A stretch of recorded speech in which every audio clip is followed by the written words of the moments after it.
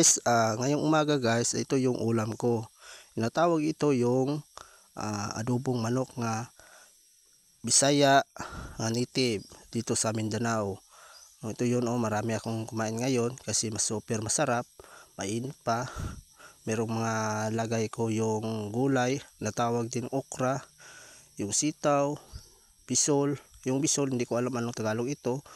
Ito yun, marami akong kumakain kasi ako yung nagluluto.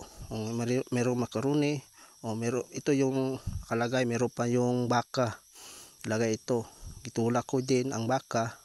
Meron ding adobong manok nga Bisaya, ito yung inalaga sa aking ina. Kain tayo mga guys, ito yung ulam ngayong umaga. Masarap ito siya kasi mainit, hindi ito siya masyado malamig kasi bago lang ito yung tapos na luto. Ngayong umaga kumakain ako kasi meron akong puntahan. Ito yung ulam ko, marami ito yung tinanim sa aking ina. Tawag number 1 yung okra kasi masarap ito pala. Ito yun, marami ito. Merong makaroni, ito yung naluto ng aking ina. Kain tayo mga guys ngayong umaga kasi ito yun ang madali yung ulam sa probinsya, yung tinulang baka. Hindi ko alam anong Tagalog yung baka, sa English cow daw ito ang pangalan. Ito yung ilagay sa baka, ito lalagyan na yung mga bisol, marami pang iba ilagay ito. Kain tayo, dalawang klase yung luto dito. Merong tatlo, yung number 1 yung manok Bisaya native adobo, tapos yung baka itulag, ilagyan na yung mga maraming ilagay. Number 1 okra, hindi ko alam anong lagay ito tanan kasi hindi ako na sa isa kasi hindi ako matindihan yung mga pangalan kasi dito sa amin matindihan ko kasi Bisaya. Tagalog hindi ko matindihan. Ito yung mga kain ko ngayong umaga. Masarap ito guys kasi bago lang ito yung niluto.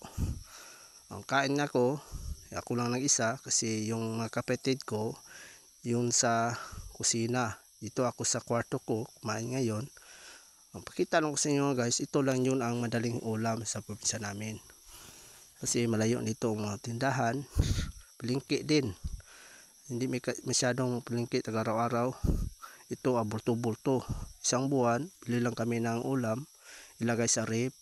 Ito yun mga ulam namin, yung mga gulay, sari-sari. Ito yun mga madali, yung isda. Ito yun yung tawag number 1 yun, yung baka. Masarap ito siya guys kasi maraming ilagay yung mga naluto sa akin. Yun, meron ng makaroni.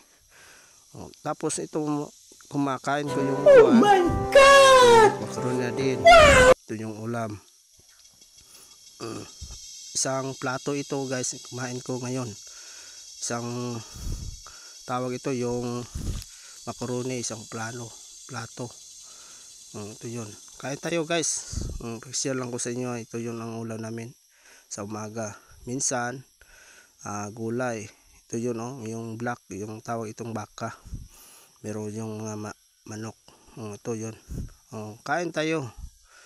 Minsan lang ito, isang araw yung baka.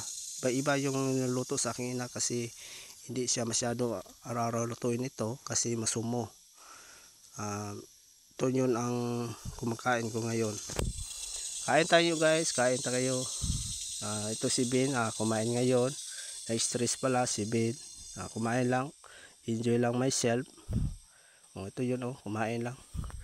Hindi siya masyado malinaw kasi burnout dito sa amin. Kumain lang ako ngayon. Kalagay lang ako ng solar dito sa uluhan ko. Ito yun,